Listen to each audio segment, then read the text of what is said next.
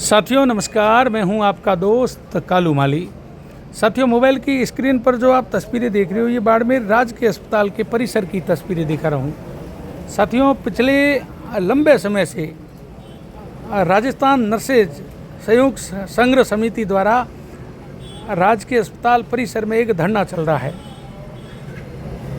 साथियों, इस धरने पर आज बाड़मेर के पूर्व विधायक मेवाराम जैन पहुँचे हैं इनकी समस्या सुनने के लिए।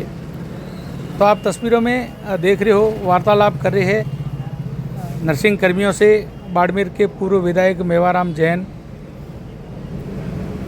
और इनकी विभिन्न मांगें हैं। मांगों को लेकर इनकी समस्या सुनी है पूर्व विधायक ने, और बाड़मेर के पूर्व विधायक मेवाराम जैन से बात हुई है राजस्थान नर्सेज संयुक्त संघ समिति को लेकर। इन्होंने क्या बताया है पूर्व विधायक मेवाराम जैन ने, चलो अपन बात करते हैं पूर्व विधायक मेवाराम जैन से, पूरी जानकारी लेते हैं। धन्यवाद। एक बार शेयर कर दो साथियों। जय हिंद, जय भारत। अधिकारी से फोन लगाए, वार्ता हुई है, क्या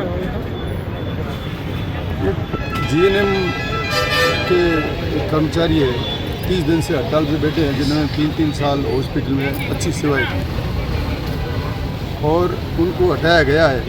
बहुत ही दुर्भाग्यपूर्ण है, क्योंकि स्टाफ की कमी है और ये 3 साल से अच्छी प्रैक्टिस मतलब अच्छी जानकारी मरीजों को अच्छी तरह से संभाल सकते थे और उनको हटाकर नहीं लगा। भाई नहीं लगा हुआ, हमें कोई तो उसमें भी इतराज़ नहीं है, परंतु इनको जो पहले लगे हुए हैं इनको बिल्कुल निकाल कर फेंक देना बहुत ही दुर्भाग्यपूर्ण है, क्योंकि पोस्टें खाली पड़ी है। पोस्टें खाली नहीं तो ही बात है, पोस्टें आपके हॉस्पिटल खाली पड़ा है, सब सेंटर खाली, पीएससी खाली, सीएससी खाली, सब जगह खाली पोस्टें पड़ी है। हॉस्पिटल में मेडिकल की क्या हालात है, चरमराई हुई है। इस अस्पताल में देखो तो देखो क्या दुर्दशा हो रही है, कहीं सफाई का पता नहीं, स्टाफ का पता नहीं, अंदर चूहे दौड़ रहे हैं। सीटी स्कैन कुछ दिन चली, परसों कोई कह रहा था बंद पड़ी है। इस तरह से अस्पताल में दवाइयों का क्या क्या हालत है, इस तरह से हालत ख़राब है। और चाहते हैं कि कम से कम इस अस्पताल में मुख्यालय पे अस्पताल इसका सुधार हो और स्टाफ लगे। अगर ये स्टाफ इनको लगाया जाता तो इसकी तो कम से कम अस्पताल की हालत अच्छी होगी। और ये जानकार भी लगे, सब 3-3 साल प्रैक्टिस है, जानकार है, और इनको वाजिब मांग है इनकी। और सरकार को हठधर्मिता नहीं करनी चाहिए, इनको तुरंत लगा देना चाहिए। कह रहे हैं फाइनेंस में है, अपन दुनिया भर के करोड़ों रुपए अलग खर्च कर रहे हैं। चिकित्सा गरीब मात्र को अगर मुफ्त इलाज मिल जाता है, उसमें अगर ये इनकी सेवाएं अगर ली जाती है तो बहुत बढ़िया अस्पताल में सेवाएं देंगे। मेरा तो यही सरकार से अनुरोध है कि आप इन कर्मचारियों को तुरंत 30 दिन से बैठे हैं, आप इनको लगाओ कि आपको दुआएं देंगे। इसमें कोई ये बात नहीं है कि इनके परिवार वाले क्या इनके परिवार वालों के मन में थी, उनको 3 साल रख के और निकाल दिया, इनके साथ क्या बीती हुई। तो यही कहना चाहूँगा, सरकार इनको तुरंत वापस लगावे। और इसमें मैं तो बीजेपी वालों को भी कहना चाहूँगा कि इसमें सर बीजेपी बड़ी बड़ी बातें करती है कि हम रोज़गार दे रहे हैं, पर यहाँ तो रोज़गार इनसे छीना जा रहा है। तकरीबन 6,000 से लोगों को ज़्यादा राजस्थान में निकाला गया है। क्या सोचते हो आपकी पार्टी के समय ये लोग जो अस्पताल में लगे थे? हम तो कभी नहीं निकालते, फिर बताओ। और आवश्यकता नहीं होनी तो अलग बात है, आवश्यकता है, पोस्टें खाली पड़ी है, अस्पताल खाली पड़े हैं, फिर क्यों नहीं लगाया जा रहा है। और मैं तो भारतीय जनता पार्टी के नेताओं से भी कहना चाहूँगा, साहब राजनीति से ऊपर उठकर और ऐसे पुण्य कार्य में मदद करनी चाहिए, सहयोग करना चाहिए। इनको तुरंत नौकरी पे वापस, इनको नौकरी पे पक्की नौकरी वो भी नहीं है, यूट्यूब पे लगे हुए हैं, तो इनको क्यों निकाला जाए? इनको तुरंत रखना चाहिए। यही मेरी सरकार से मांग है कि तुरंत से तुरंत इनको हड़ताल खत्म कराए और इन कर्मचारियों को लगाया जाए। बाड़मेर में बड़ा एक अस्पताल बन रहा है, उसको लेकर क्या कहेंगे? आपके समय में वो हुआ था, अभी तक पूरा तैयार नहीं हुआ है। सुपर स्पेशलिस्ट अस्पताल जो जिसके लिए माननीय मुख्यमंत्री अशोक गहलोत साहब के समय 192 करोड़ रुपये स्वीकृत हुए। हमारे टाइम 80% कम हो चुका था और 20% बाकी था, जिसको आज 2.5 साल हुए और अभी तक पूरा नहीं कर पाया। तो आप क्या मानते?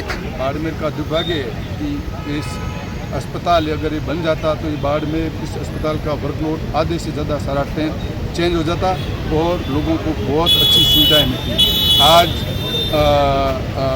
जो मेन सुविधा है, आप सीटी स्कैन मशीन 2.5 साल बंद रही और अभी शुरू होने के बाद में भी कोई परसों मुझे कोई फ़ोन आया गया बंद पड़ी है, ताला लगा हुआ पड़ा। इसका टेंडर तो सिर्फ 1 साल ही का हो गया पूरा, वो टेंडर भी 1 साल का हुआ, महीना ही हुआ नहीं शुरू, 1 साल हुआ कहाँ से? पर प्रक्रिया तो कागजों में पहले ही चली। कागजों में महीना होगा, 1 साल भी नहीं हुई। और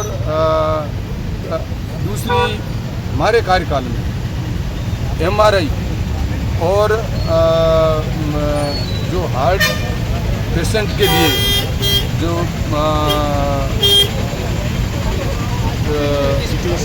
सीटी स्कैन ये जो सेंक्शन हुई राशि कैथ लैब जो स्वीकृत हो चुकी है।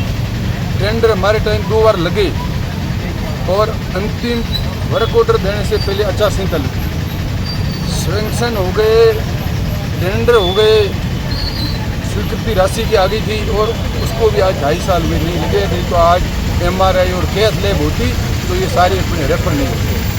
आज आप देख रहे हो अखबार में 1-2 दिन पहले देखा होगा किस तरह से हर पेशेंट को रेफर किया जा रहा है, कहाँ कैसा मिला जुला खेल चल रहा है, किन किन की गाड़ियाँ। अब ये देखो गाड़ियाँ, अब ये एम्बुलेंस हैं, जगह जगह एम्बुलेंस ले रखे हैं और उनसे सेटिंग करके कहाँ रेफर नहीं आ सकता मामूली। अरे मेडिकल कॉलेज है, सारी सुविधाएं यहाँ है, क्यों कर रहे हो रेफर? कोई ठीक है, बिल्कुल 100 में 1-8 केस जाए रेफर हुए, दिन में 30-30, 40-40 केस रेफर, 20-20 केस रेफर। ये जो इस तरह का खेल चल रहा है मेरे ख्याल से दुर्भाग्यपूर्ण है। हर कोई चाहता है मुफ्त इलाज के लिए, सरकार की मंशा है, सबकी इच्छा है मुफ्त इलाज मिले, मुफ्त सरकार के पैसे लग रहे हैं, तो इसमें पारदर्शिता के साथ।